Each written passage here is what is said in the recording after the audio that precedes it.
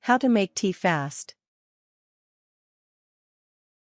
Tea prepared correctly always tastes better. However, people sometimes avoid making tea because it seems to be time-consuming. It does not need to be. Tea can be prepared in a microwave if needed. Steps. 1. Place a tea bag in a microwave-safe mug. 2. Fill the mug with water.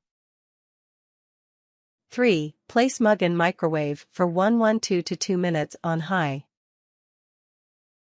4. Leave mug in microwave for 1 to 2 minutes to steep. 5. Carefully remove the mug from microwave. 6. Discard tea bag. 7. Stir in sugar, milk, or lemon. Do not use lemon juice with milk. 8. Your Cuppa-Tea is ready. Enjoy. Warnings. Remember, mug and contents will be hot when removed from the microwave.